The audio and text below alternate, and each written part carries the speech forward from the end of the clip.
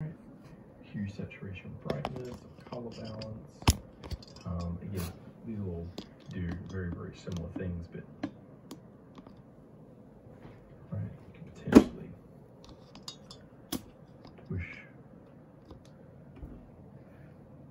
push the brightness up a little bit, make it a little bit more dramatic. Right, so there's going to be the highlights, midtones. And then we can see if we can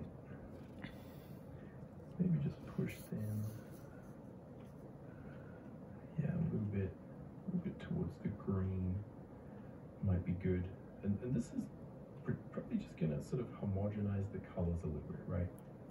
They were kind of very separated, and this will probably on the camera it's looking like very sort of extreme. If we look at it here, it also looks kind of pretty extreme. Here we've got the shadows, right? Let's see if we can push the shadows.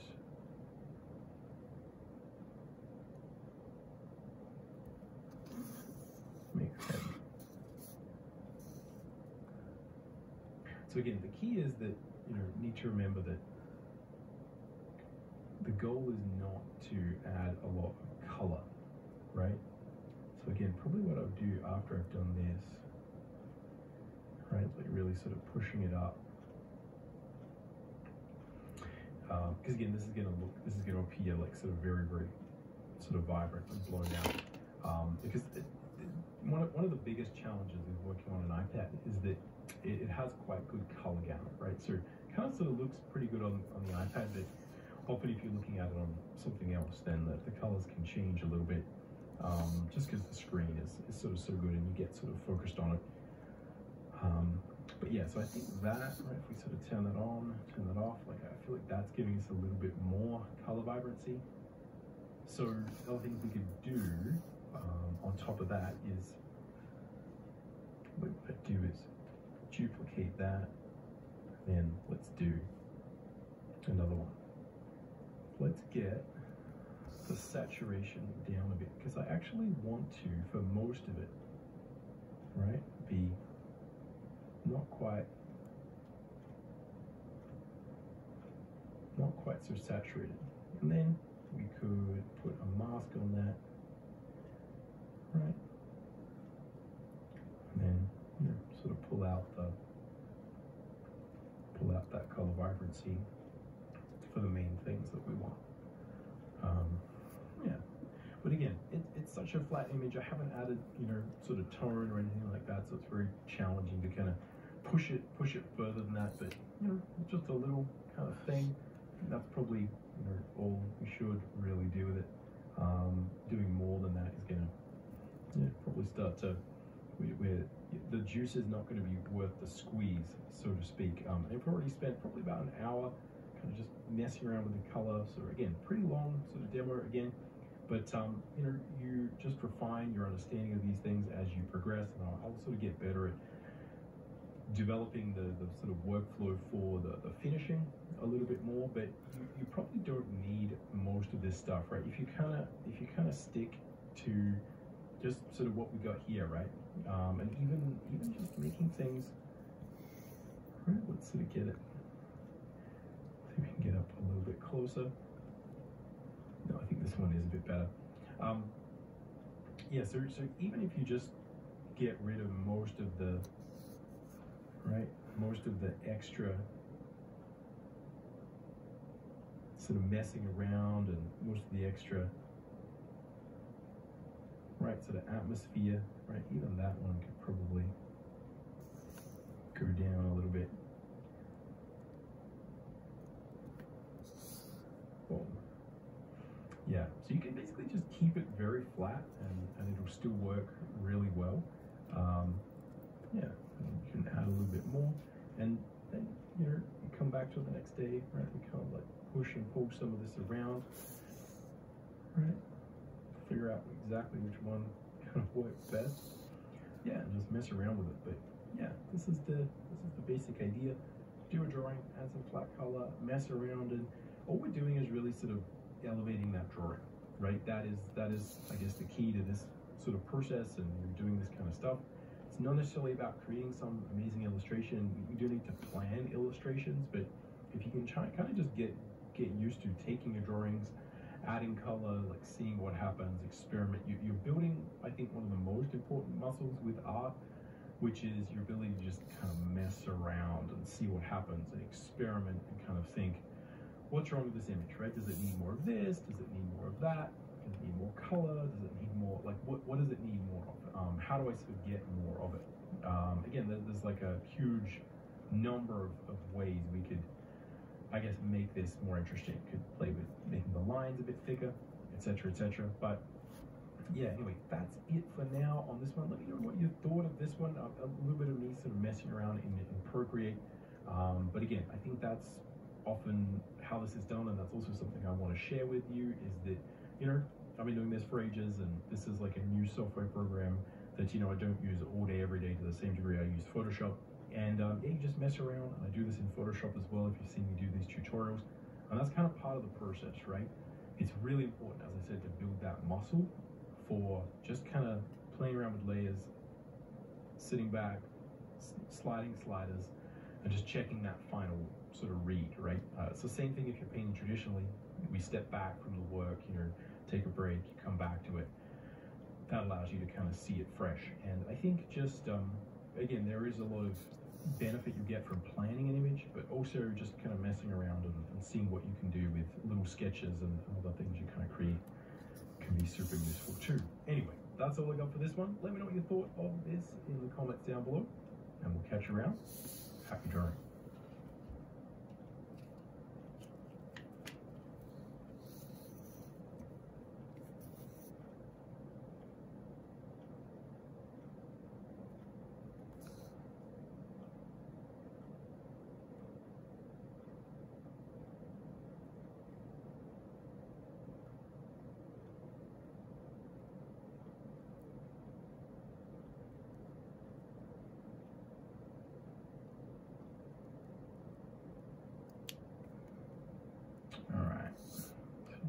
Tell the story of what's happening to this character.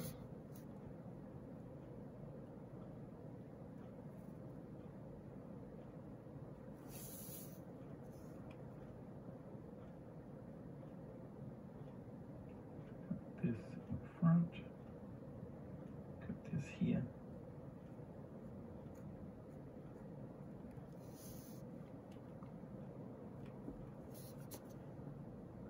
That's there. Bag.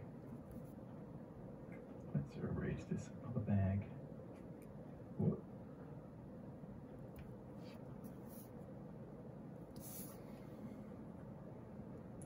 Boom. Alright, there we go.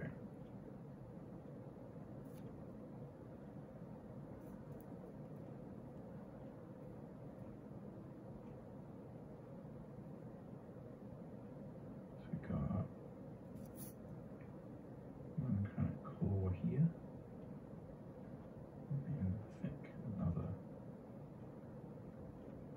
kind of claw here, maybe. Ooh, can't quite see those. There we are. Yeah, I think we're okay in terms of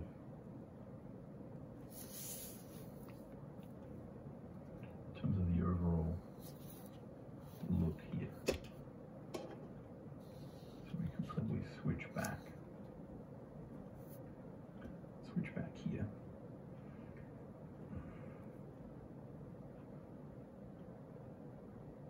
Yeah.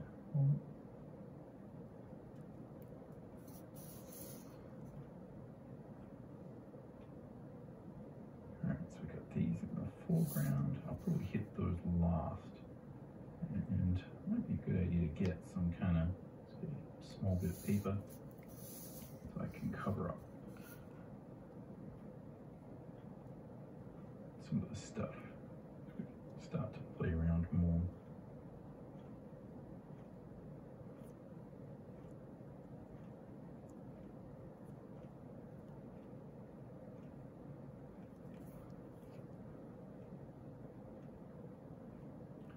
Alright.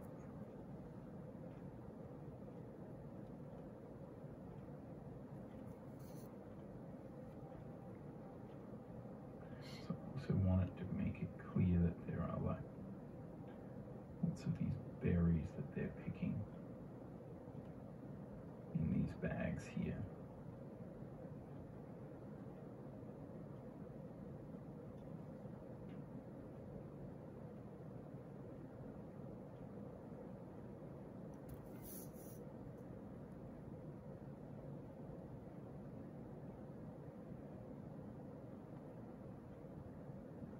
So again, deviating strongly from any kind of realistic saddle here. Just around. Yeah, maybe we can think about something that looks a little bit more interesting. Well, all right, so we got this. Going down there. That just going there. And here.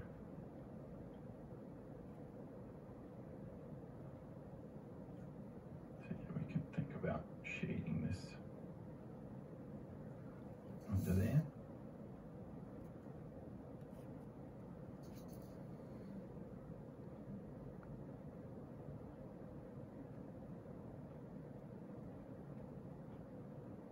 Yeah. It's a weird looking thing, Tim, what you're drawing. What's the point here? Yeah, I mean, that feels a bit more, it feels more stylized. I don't know whether it's,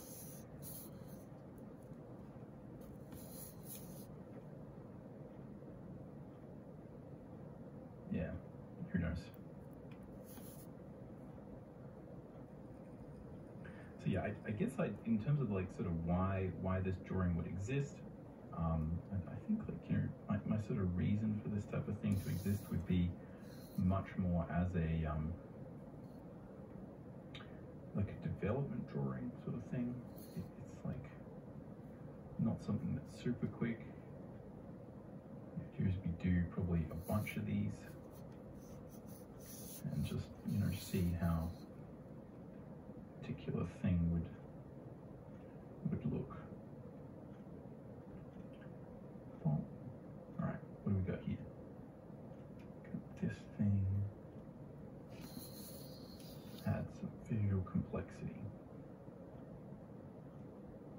Get some overlaps.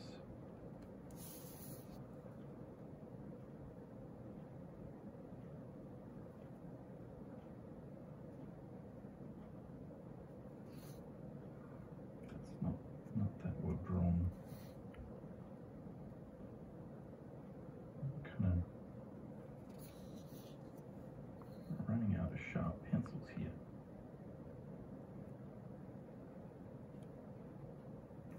And here's got this tail here.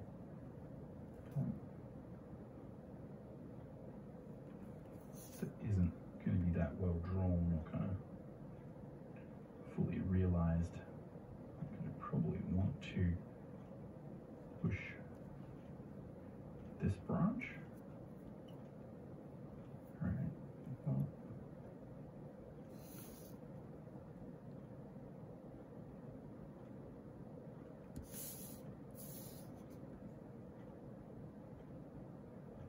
make it a little bit darker later on.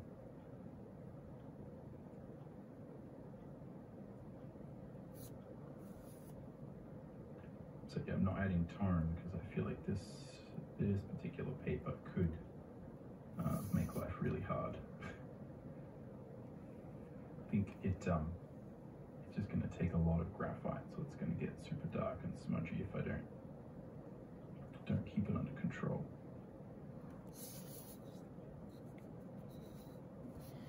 So I'll just hit it a bit darker later on with some tone and stuff. This thing here. Boom.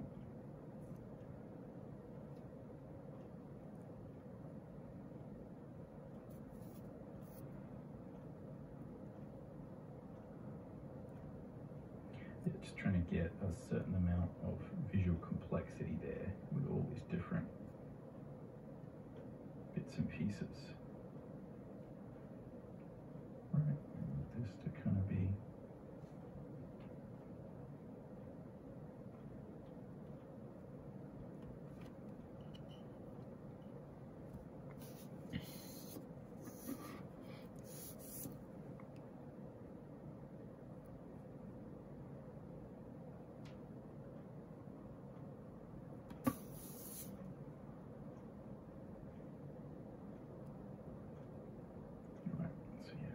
this size.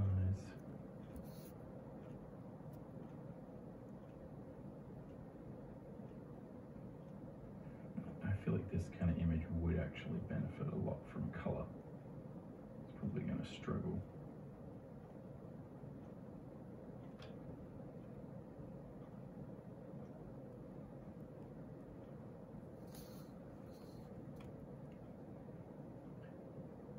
What happens if we do hit it with a bit of tone? Is it going to separate or not? Separate from the background enough?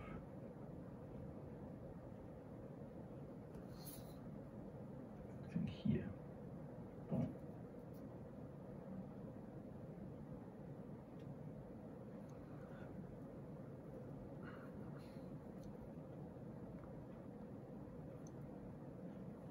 All right, what do we have in the thumbnail? Where did that thumbnail go? Completely disappeared. Here it is. What else do we have? And then this is where, you know, you can obviously deviate from the thumbnail, but it does become exceedingly useful when we kind of have this. Like, what's next, right? So I feel like, yeah, having this real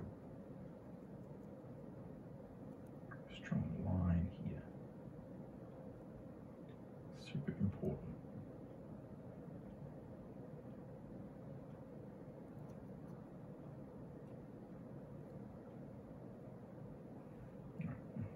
The major thing we've got is this. Got this thing here, and I did have a little block of text that seemed like it was gonna be useful, and then we also had look like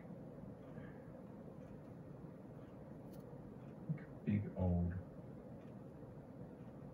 tree trunk in the background here.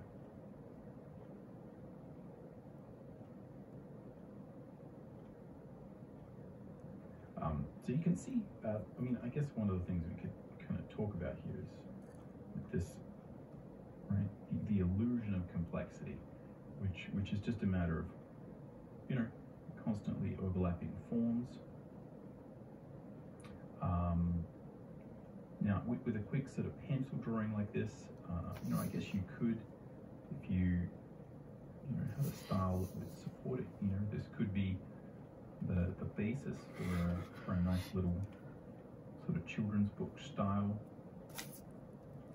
You know, and you could probably stop there, or pretty, you know, you wouldn't need to take it that much further. And you know, if this, the reason I mention that is, like, you know, look, if this, you know, visual complexity here is all you need, you know, you might not need to go much further. But a lot of what's happening here is it's also not detail, it's pattern. So I have pattern that's going this way, and then I have a lot of these sort of other lines that are going in different directions. So the pattern, which is one of those old school drawing concepts, right, that, like, I feel like I completely didn't care about.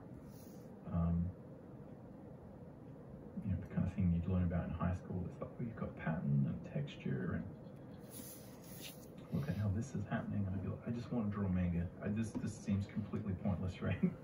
but so many of those concepts are actually, you know, included in, you know, in things like manga and inking and all that sort of stuff. But yeah, so it's not necessarily going to be tonal, I guess is the point of what I'm saying. That doesn't have to be tonal separation, like a value separation. I don't necessarily have to push and make everything super dark or light, but what we do want to make sure is that we have directional contrast between some of these patterns. So again, I've got these trees going here, I've got this going here. Right, this one's going there. So you have very basic, right, like this would be the best way of sort of describing what I'm talking about. Right, we have, so you have areas at rest, and this sort of separates out all those different areas. Even if we're not gonna punch it heaps, you can still leave this quite light, and you would probably get a lot of the effect. That's because we have contrasting patterns there. Boom.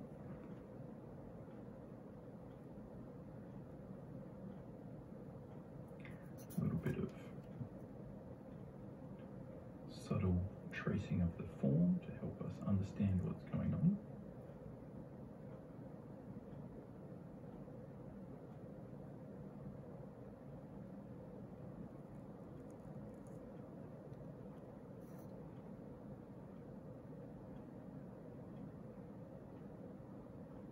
So again, using exactly that concept there to kind of blend it off.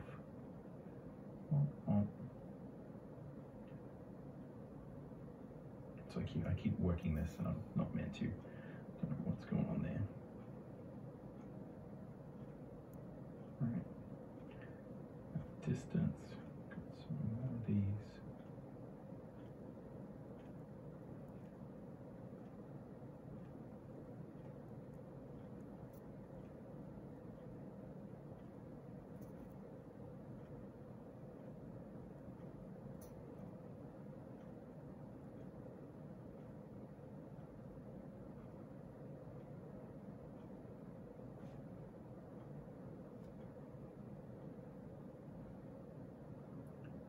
This pencil's getting kind of blunt too, so I've got to watch that.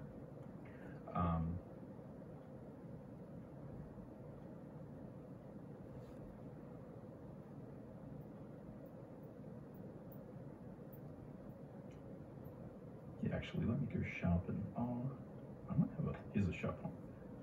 Another 2B that's sharp. Probably too sharp for that.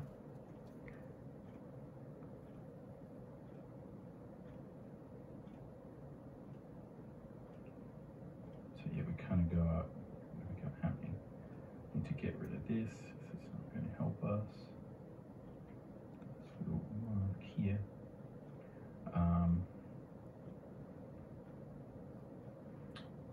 I feel like that can kind of work, right? I feel like we have enough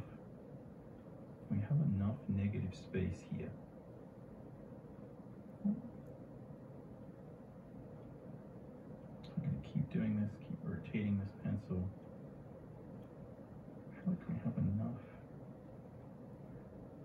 negative space that it's going to allow things to breathe.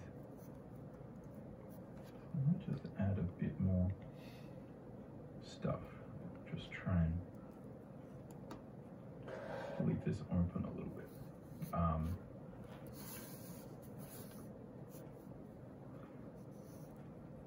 again, I'm going to keep using this to kind of punch some of those darker darks, and I need to rework this main character basically, and some of this other stuff.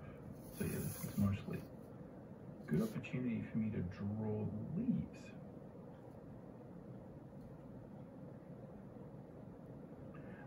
Yeah, and I think like if you don't get too lost with the watercolor paper, I've always found this to be quite forgiving. Now doing it with a 2B is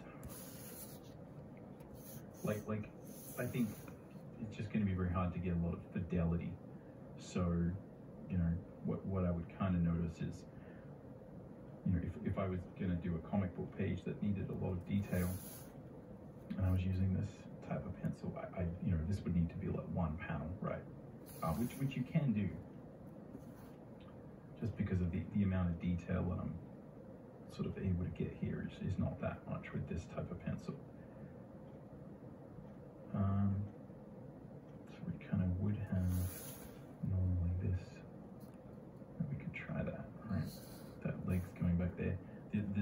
this aspect of it's pretty flaky, right? What's actually happening with the legs of that creature? All right. I feel like that we're kind of working all right here. Continually punching some of these. See if adding a bit of stuff to these will help.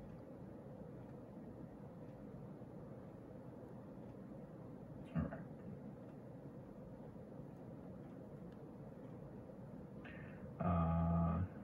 Okay.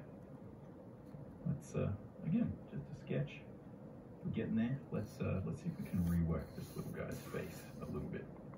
Let's go. Sharper pencil. See if I can jump in there and just kind of push that aspect of it a little bit more. Whoop.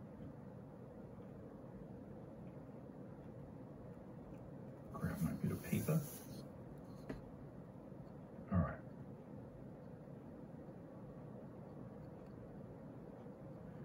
So again, there's nothing really that kind of needs to be majorly changed.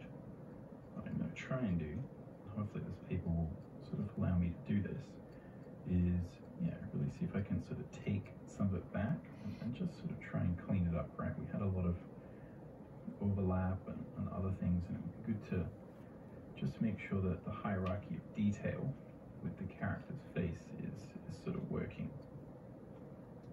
And also just clarify some of those little costume details. So it's kind of got ears.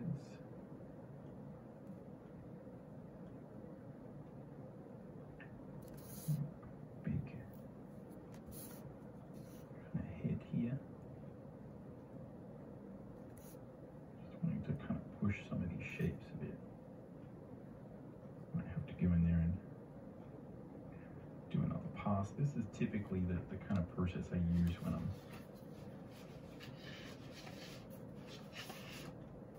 working this way. Trying to get the shapes right. But yeah, typically it's a lot of put some stuff in. Let's erase it out.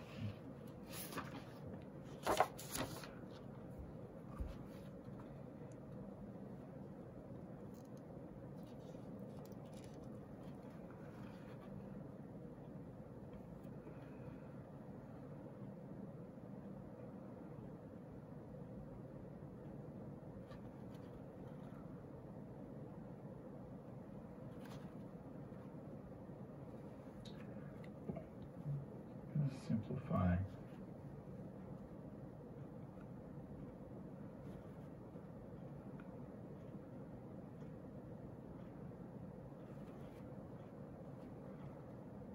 Simplify this a little bit.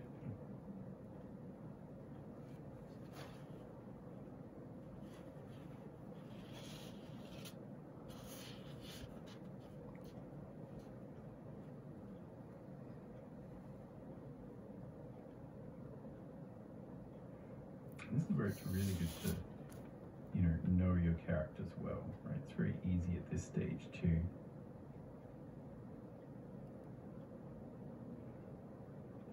kind of overwork this kind of thing.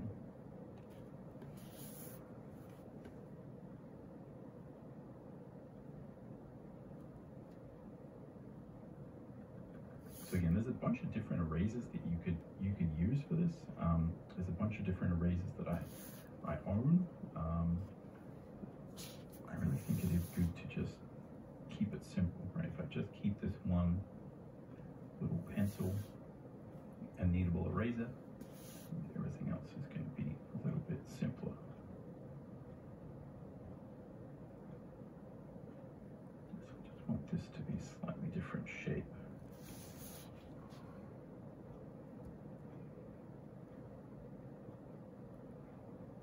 To the ears.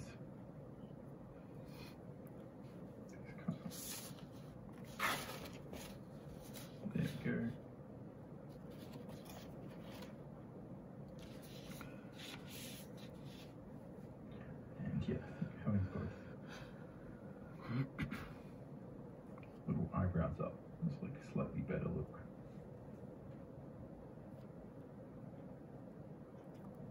So it's often, you know, it's like these little expressive changes are often what is going to make the difference.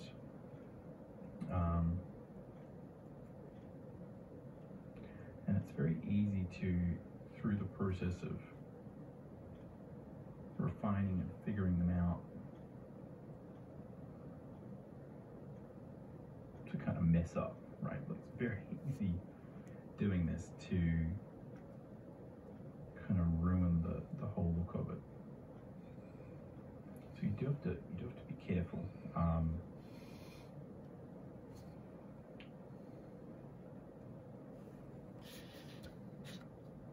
And it's also easy to like overdo the hierarchy of detail and the contrast. So, you know, as we're sort of building this, like one of the areas where you can sort of see that, you know, we're starting to get a lot of focus is on this hair, right?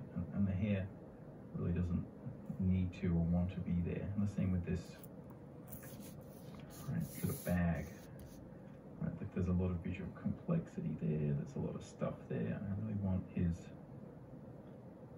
hand to read nicely. Well, so if we get this shape a bit better sorted, then I think I can worry a little bit less about what is behind it. Boom. Sorry, it's a bit out of focus there for a minute.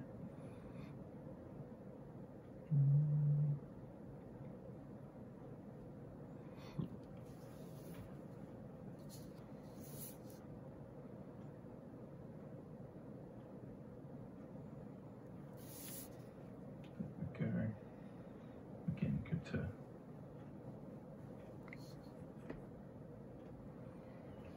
just define the form here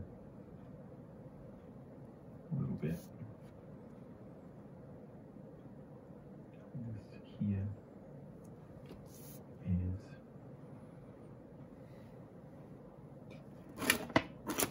after that, throwing his foot there. But yeah, I think that's kind of getting there, right? Let's still stay zoomed up, but this time we'll go flat. Just kind of finish it off. So yeah, just trying to focus on this focal area. And yeah, probably, you know, don't need to go much further. We're probably pretty much done with this. Just a quick one, right? Just quick sketching. But yeah, just seeing if I can just pull some extra focus around here. So I'm trying not to like do too much of like drawing a line. I'm trying to do something I actually mentioned in that video about teeth, which is probably in retrospect not a good place to put that concept, but I thought it was like a fun idea at the time. But you know, making sure that we don't necessarily flatten everything out like I kind of have just done, and you know, make sure that, you know, you're just drawing a line around everything. You want to kind of pick up some areas, right, and keep it simple, right? So we kind of push some little areas, we put a little bit of detail here, or even again, I'm sort of doing a line. I want to make some of it feel kind of darker, right? We don't necessarily have to like hit it super hard. I can just choose some little bits of it.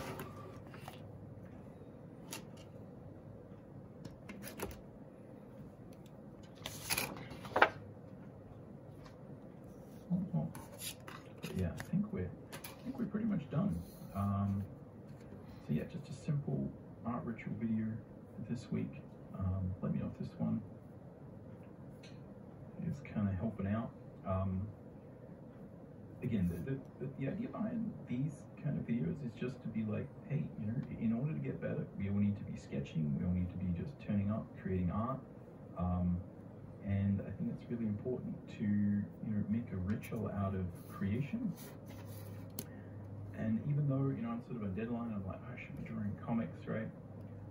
You know, the comic I'm drawing is sci-fi, and I haven't drawn anything like this for a while. And there's something cathartic about it, where, you know, I kind of make this thing, and then I can put it up. You know, it's kind of interesting, right?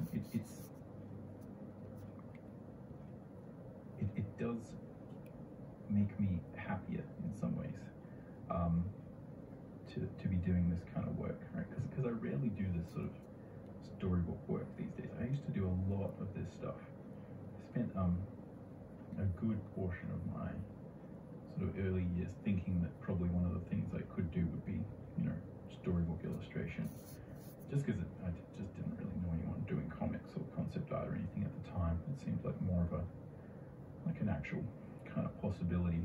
But yeah, simple little drawing. What are we? We're probably at 45 minutes, something like that, for the video, which I think is like a good time. I think like kind of half an hour, 45 minutes, good little kind of sketching session, see what you can get done. Yeah, let me know how your sketching is going in the comments down below. I have some more sort of teaching things about composition. Got a couple of cool sort of idea teaching videos about composition, and yeah, might start to hit some more sort of anatomy style stuff as well in the coming weeks and months. But yeah, anyway, that's all I've got for this one. Hey, it's a little sort of drawing. Let's see if we can get it over here. Yeah, just playing around. Might be good to take this into Photoshop. Let me know if that's the video you'd like to see. Take this into Photoshop, add some simple color. Super simple line and color process is always good. But yeah, probably I'd say this 2B pencil, a bit dark. Probably should have started with maybe a B, and then going up to this one. I didn't even get to. Right, didn't even get to this one. I feel like this would just be absolute mayhem if I try and hit it too hard with this. Don't. Yeah, you can see that's just going to go even darker. But yeah, anyway, that's all I've got for this one. Let me know, you know, whether this was sort of helpful, whether you got any sort of thoughts, things I should draw next, and other than that, catch you around. Happy drawing.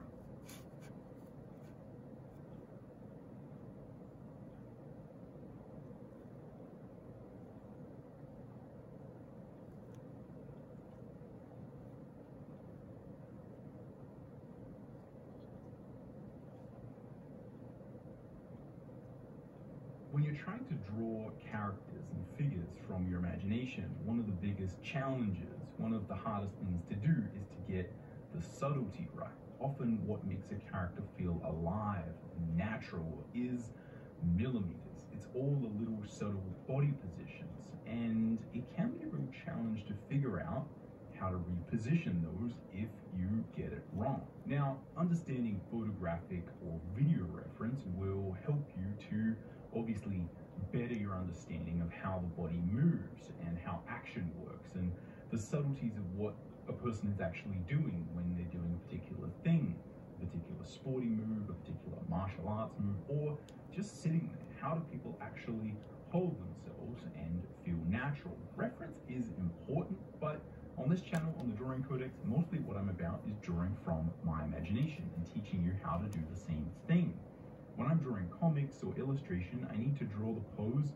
That's my pose. It needs to be based off the storyboard, the thumbnail, the narrative, and it needs to fit the composition that I choose. And personally, I've just never been into searching for or taking photo reference for every single thing that I do. So creating a figure for me is really important, whether or not I understand and use reference to figure out how people move in the first place.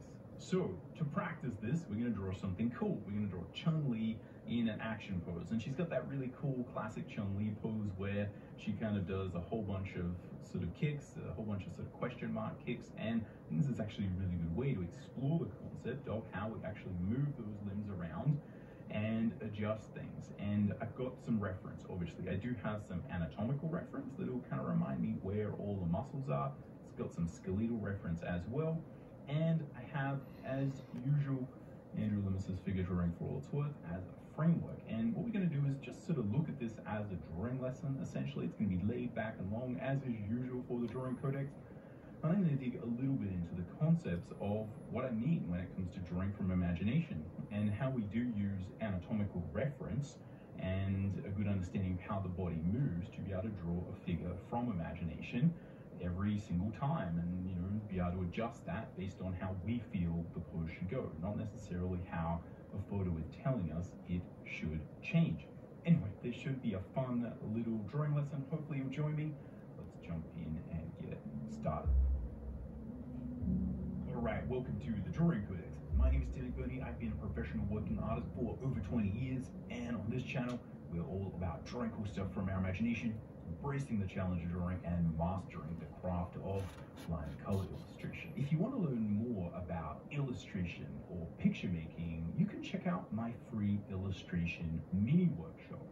This charts my journey, going from someone who really wasn't that good at drawing or art to becoming a professional artist, being published. I discuss topics such as how to get more detail and polish in your work, how to think about composition, creating thumbnails for your scenes, as well as a few ideas surrounding how to think about getting professional work. It's free, and the link will be in the description, so if that's something you're interested in, go check it out. Alright, here we are at the drawing table. Now what I'm going to do is just sort of go over the materials, the drawing implements that I'm going to use here, just so we don't sort of get those questions in the comments, and so you know what I am using.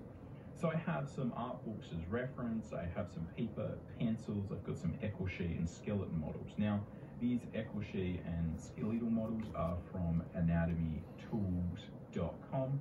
You kind of see it there. That's where I've got it, and I think these are actually a really good baseline set of sort of anatomy écorchés, right? They're a good sort of mix of heroic proportions. We've got something cool, I'll show you in a minute. I've got some Blackwing matte pencils and Blackwing 602 pencils. I have my Street Fighter Memorial Archive Beyond the World art book that has just a whole pile of Street Fighter art, including many images of Chun-Li doing her million kicks kind of pose, right? And lots of sort of good examples here of how to, create very, very dynamic poses and stuff. But really mostly, obviously I've looked at this, and I think you should probably find some good reference that has good examples of action poses, because we can look at different levels of reference, right? You can watch MMA, you can watch the UFC, or just sort of videos of people doing martial arts, doing dancing, whatever, to really get a feel for it and feel your visual library. But also it's good to see how people have exaggerated those things and taken them to the next level. Ultimately, I think if you do mix good exaggeration, good shape design, good form with very accurate understanding of how the body does move, that's where you're likely to actually get some really, really good stuff happening. Now, what I'm actually going to use from this book, though, is a couple of images we got of Chun-Li, and this really just reminds me of her costume. So I've got sort of this one and this one, and these are the main things that I'll actually be using as Chun-Li reference. We have Figure Drawing for All It's Worth by Andrew Loomis, which I may be using as a reference, and this is a good framework for drawing from imagination and constructive anatomy, etc. We'll do a little bit of a refresher just in a minute before we start the actual demo on drawing Chun-Li, what constructive anatomy is, using the mannequin, and just sort of to understand where we're going to go. But basically this is just going to be drawing a Chun-Li in a cool pose. I got all this stuff to kind of help illustrate what I'm talking about, but mostly if I was doing this, I'd just be drawing it right from my imagination, and then I'd sort of check the reference at a certain point to make sure I got the costume right. The paper I'm going to be drawing on is actually some 500 series Strathmore Bristol plate surface, because yeah, I think I'm going to have to erase a whole bunch in this demo, so I want something that's going to take it. But normally I wouldn't be doing that for this type of demo, right? Because that's some sort of illustration grade paper there. Now this is pretty cool though. I just literally opened this up in the mail. It's just sitting there in a box there. This is a anatomical sort of sculpture slash sort of écorché by Raphael Grassetti. And I don't actually know anything about this Rafael Grassetti played a big part in the latest sort of God of War franchise. He has a really good fundamental understanding of anatomy, good dedication to the fundamentals, obviously massive talent. And yeah, I just got some email like, he's got this sort of anatomical model, and I was like, hell yeah, and I bought it, and it came, and I have no idea what it is or what it's about, but looks pretty cool. And it does look like, again, I'll do a review of this on the channel at some point. Again, no one's sort of, I wish people would just send me this stuff for free. I just sort of bought this because I thought it would look cool. But I think what it might be is actually like a really good, I don't even know whether it's probably with limited edition. I don't even know where you can buy it, but yeah, it does seem like it's probably a good, heroic, but very anatomically accurate écorché. So might actually be very good to use that if you are interested in superhero style proportions, but you still want someone who knows their anatomy. Not all of these are correct, right? This one, like Rafael Grassetti, I trust Rafael Grassetti. I've taken some of his sculpting courses. He really knows what he's doing in terms of anatomy. Not all of these écorchés are correct. We've seen some where it's like, wait, where's that bicep going? What's going on? This looks really solid. Anyway, I digress. These are the things I'm using. So yeah, let's jump into the actual drawing demo. Okay, so here I've got a couple of rough little thumbnail sketches that I was just doing just before I sort of started recording, just to get my head around what we're doing. Now, I think we might sort of pick, I was thinking, look, we could do something that's kind of foreshortened, right? Really sort of challenge ourselves. But I think we'll just try something like this from the side. And use this as a good basis for this particular lesson, again, because I think it'll be a little bit easier to follow along, and it illustrates the main point that I'm talking about, right? But yeah, this is, just sort of little sketches. It's worthwhile just refreshing a little of what we're talking about when it comes to using Loomis and the constructive anatomy concepts that he has, such as building your figures from a mannequin, where we kind of obviously understand the anatomical proportions, etc. But what we are kind of beginning with is a skeleton / stick figure that we use to pose the character. And the interesting thing is, even once we kind of add form to it, if we need to reposition the limb, a big part of what we're going to talk about today is that you still need to understand the mannequin, because what often happens is that, and this is something we'll unpack as we go, is that you need to move the limb from its actual joint. And the joint, you need to know where it is, basically. So if you look at the shoulder joints, like the elbow is pretty sort of obvious, but even if you're just looking at the hand, right, like understanding where the hand actually kind of pivots from, right, where the fingers actually sort of pivot from, right, because typically when you draw a finger, right, you kind of think of like, oh, this is my finger, right? It kind of starts here and ends here, but actually, right, it kind of starts here. So when you're looking at, if you look at a finger like this, right, and then if you make it sort of move from here, because you're not thinking about, the skeleton's actually there, then you're going to draw it weird, basically. And that's the best way to sort of explain how all of this will work. We need to make sure that we move the leg, which is what we're going to be doing, from the actual hip joint, not kind of from over here or down here or over here. Understanding where the skeleton is underneath your drawing is key, and building it this way is a great way to be able to not just build it once, but be able to reposition it and understand how these things function if you are to kind of fiddle around with things. So the basic idea that we're going to be using is this Loomis mannequin, and what we do is we build upon that and add sort of primary and secondary forms. So what we're going to be doing when we deal with Chun-Li, do a little kind of drawing here as a demo, right, is we're going to have the torso form, we're going to have our pelvic form, we're going to have our head, and we're going to use the proportions that we understand about the mannequin, because we have studied our anatomy, and we're going to construct a very simple stick figure. Now, this will obviously be modified for male or female figures, and depending on the anatomy of those specific elements. But one of the things I also sort of talk about is that when we're creating characters that have significant costume elements, we do need to take those into consideration. So I'm just remembering what the Chun-Li mannequin is, and I'm also remembering that last time, every time I draw her, I tend not to make the thighs chunky enough. So this time I'm really going to work on making sure I build that primary form, those big shapes, and give her the chunky thighs that she deserves. So this is where you think about, okay, we got the skeleton, and on top of that we build the major primary form that is going to play a big part in the anatomy. So you're looking at the difference between that, more reasonable écorché model versus the Raphael Rossetti one. That's the difference, right? It's like we're moving the limbs out a little bit, moving the skeleton around a little bit, but a lot of what's being added is actually the primary form and secondary form of the muscles to give that proportion.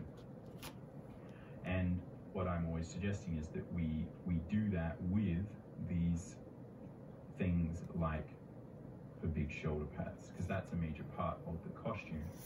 And that also you need to think about how those thighs are built, right? So obviously there are some differences probably between different levels of sort of female anatomy in terms of, where the hips are placed, right? That some people are probably going to have sort of narrower hips, wider hips, etc. And then we build upon that. So she has those chunky thighs. We need to just make sure, like, look, let's make these hips, right, pretty wide apart. But then we're also going to add the muscle, right, and the fat on top of that. So that's the basic idea of what we're doing. Stick figures, little mannequins. And as I always say, the reason that we do the mannequin, again, doctor level bad handwriting, is that what we want is the most kind of easy, quick, and effective way to draw the figure. So whatever that is, right, whatever that is for you, you don't necessarily have to follow the Loomis method. All he's doing is showing you, so these are the marks that I put in. This saves me time. So if it saves me time to put in giant shoulder pad things for her cool costume in the beginning, I do that. If it helps me to understand and be more effective in the way that I plan the figure, then yeah, that's what we're going to do. And again, all we're doing is thinking about what we'll be following on with the basic lesson is we're just thinking about, like, okay, if I move this, boom, then I can make sure that I move the limb, right? And the trick is really, as I said, just let's make sure we move it from the right spot. It moves from here. This is where that ball joint actually is. That's where we need to move it. So that's kind of what we're going to be doing, right? It's like, where can you place those? Again, being super rough. All right, but this is the basic idea. How do we reposition the limb and think about that and get it right? Now, a little bit easier from the side, and I haven't sort of drawn the anatomy, so that's a big part of what we're going to be sort of delving into. But this is the fundamental concept that we're going to be dealing with in this lesson. So anyway, let's jump in.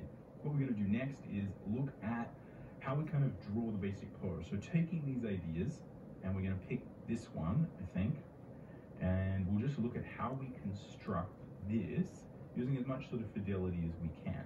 Looking at the skeleton first, then building muscles, primary form, secondary form, thinking about the costume details, and then after that we'll look at how we move those limbs about. So we start as usual with the mannequin, with our simplified skeletal pose.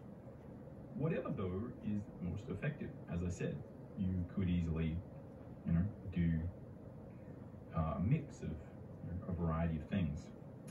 Let's position her over here. Now, one of the things that's kind of worthwhile is that, again, when we're imagining a pose, we often do have some kind of idea, right, of what of where it's going to be. You know, I've done my little thumbnail, and that's often what you have to start with.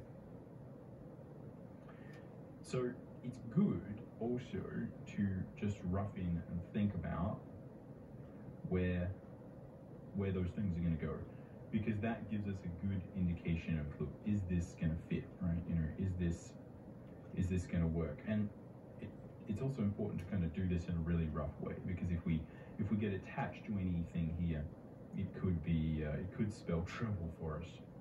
So I've kind of got an idea of how this is going to work, right? And I'm thinking about, right, like where that dynamism is, right? You can see with this thumbnail, I've almost got, right, this line here, right? This line goes here, that one's going there. So just making sure, you know, we remember all those things. And now that I've got my little, I guess you could call this a gesture drawing, we can think about how we add structure here. So I'm normally trying to start with the torso / pelvic connection. So what I'm trying to draw first is, I can probably get that and leave it there. I'm trying to draw the back of this ribcage. Right, and I think what we're seeing is we're seeing the back of this. So I'm drawing through. These are the things we have to understand for constructive anatomy. Again, this will be light in the beginning. I do apologize for that. That is also, however, a good lesson for how you should probably draw, is as light as possible. So I'm also trying to find, if I can get, let's get another bit of paper so I can sketch around on things. So yeah, I'm trying to find the head position. So if we look at the Loomis method, we often have this idea that we cut off a side of the head, and where you put that is sort of going to define roughly where the rest of the stuff goes. So it's kind of like a rough indication of where the head is going, right? And that's really what I'm after. But where's the face going? Now, I don't necessarily have to use her face, but getting some of it would be good. So yeah, I want to keep this movement here. So I'm going to think about where those shoulders are, right?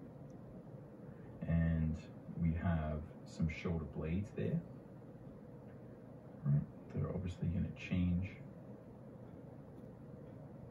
their kind of position. I'm just roughly putting that stuff in. We probably don't need to do it for this particular pose. And again, we may have to tweak this. This is just sort of first pass, trying to feel out the pose, see what we can get, see what we can not get happening. The next thing we have is this idea of the plates, right? The pelvic area here. Now, if you want a little bit more of this stuff unpacked, I have plenty of videos that you may have seen already on the channel, the Drawing Codex channel, that really talk about this. But what we're after is to figure out where these two connection points are. And the interesting thing is that they're pretty close together. So the points at which your actual legs pivot, right, the ball joints of your hip, are actually pretty close to the center if you compared to where we actually imagine the legs are. Because again, the legs look like they're kind of moving, but the actual hips are a little bit more in there. All right, so we're going to have this. I'm not being super roughing it out, and what I want is for this hip joint, right, to come up. This one's kind of coming up here, right? And we're going to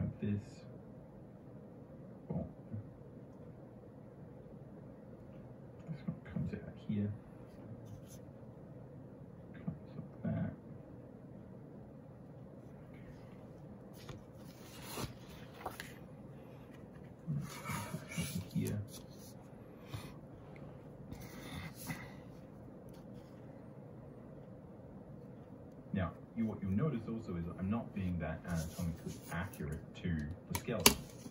This is, after all, a comic book cartoony look that I'm going for. We don't need to be that sort of crazy with it. And also this paper will make things look just a little bit more sketchy. And it's also really useful and important to check your drawing, right? So I'm going to sort of look at it from, up, right? So I can get a better look at it. You might sort of put it upside down, and that will allow you to get a better angle on it. But yeah, here we can see, I feel like this is giving me a good indication of where all those different elements are.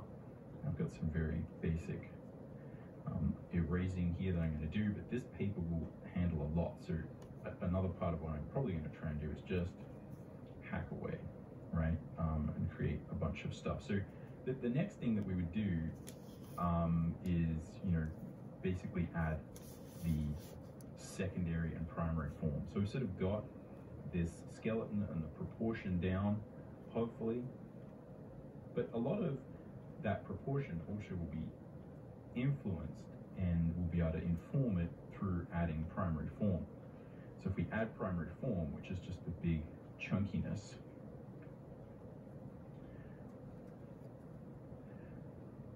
right?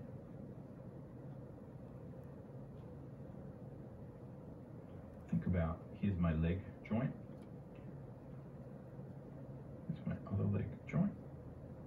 The primary form is this. It's just saying, okay, yeah, we've got some glutes, right? We've got a leg, right? Here we're going to have knee. Right? It's thinking about these basic shapes. The secondary form is where we just add stuff to that, right? And we're thinking more about exactly what's happening. So we're still thinking in terms of form, but now we're adding stuff to it. Primary, secondary.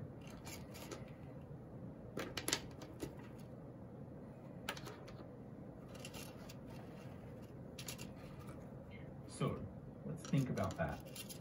I'm going to add some primary form here, right? Just sort of trying to mass in what's going to be happening, right? With these, hopefully, this time, chunky thighs.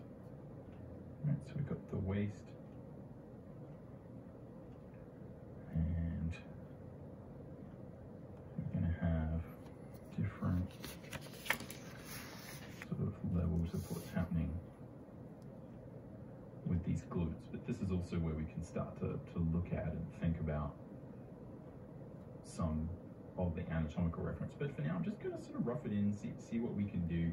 I mean, one of the interesting things, if you look at the thumbnail, often when we're doing these thumbnails, right, we can get pretty good instincts, right? We get some good stuff happening. So I kind of have like a bulge going that way, right? But this bit of the thumbnail is kind of flat, and then we go here, and it's kind of the opposite, right? So I kind of have this,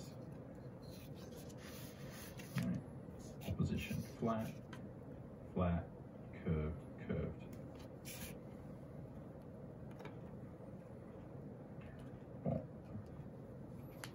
And then we're going to try and make these as chunky as possible. So where are the hips?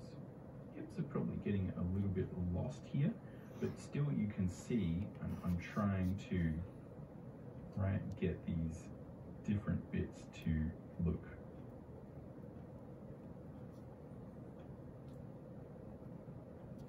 separate.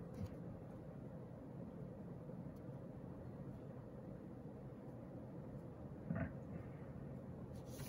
And I'm also not, I'm not necessarily focusing on this as like, look, this is 100% accurate anatomical demo. This is just drawing, right? This is just kind of like how we do it. So sometimes what you find is with a lot of these demos and things is that, you don't always need to draw everything, and different characters require different elements of drawing from you. That's really important to understand.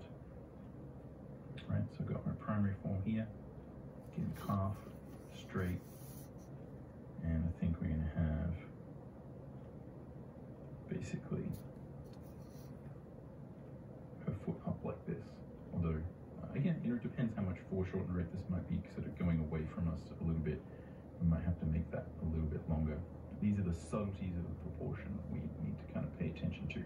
And again, you know, you would probably, this is where, you know, reference to my mind really comes in sort of handy is, you know, we probably would want some really good reference for like what happens to the glutes, right? When someone does kind of kick, right? Where do they go? You know, where do they disappear? Again, you know, how that changes based on, you know, whether or not there's anatomical muscle and blah, blah, blah, blah, blah. But look, we're just drawing cool stuff from our imagination, right? It doesn't have to be perfect. We just have to have a good solution for how to do it. Again, this I always just, I'm mostly reminding myself because sometimes I'm like, well, yeah, it's not 100% right. Yeah. All right, so here I've got, here's the joint, here's the bone, here's the other bone. And let's try and make sure we get this right. Got my deltoid here. And, right, primary form.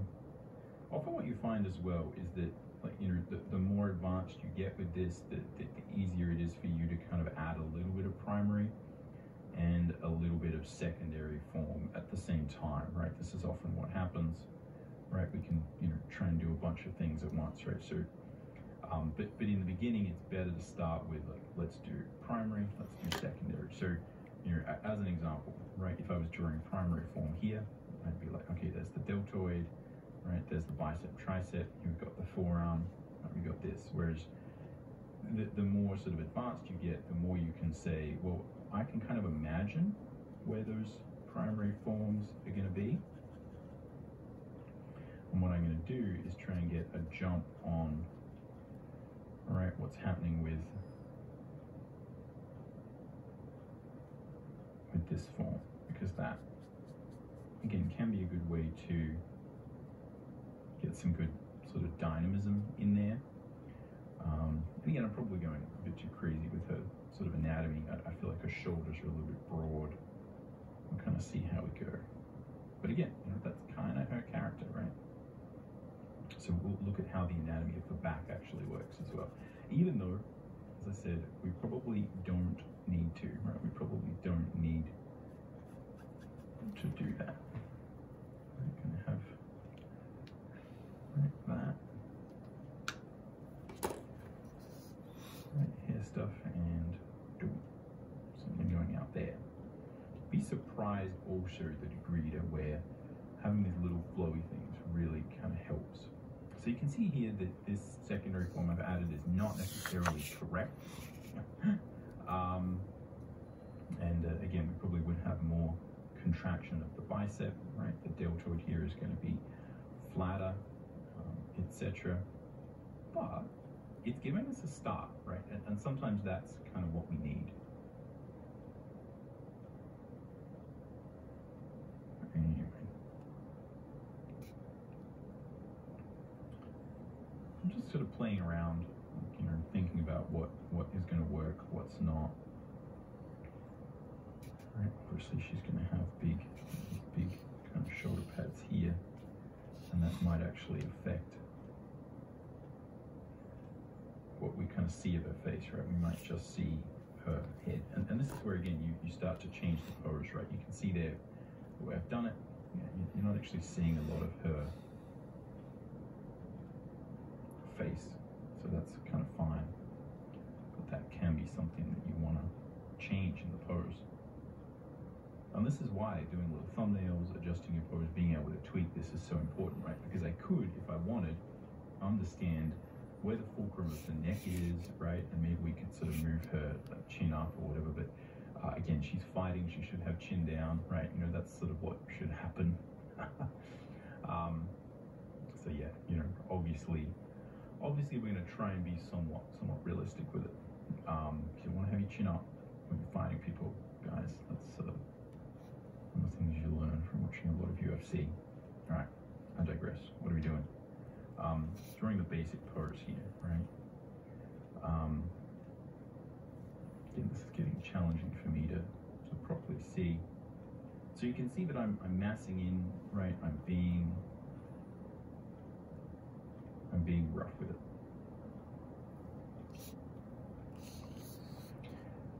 And it will look a little bit static when we're at this stage, right? It does look a little bit chaotic. One of the things I like from the thumbnail is just the degree to which this limb,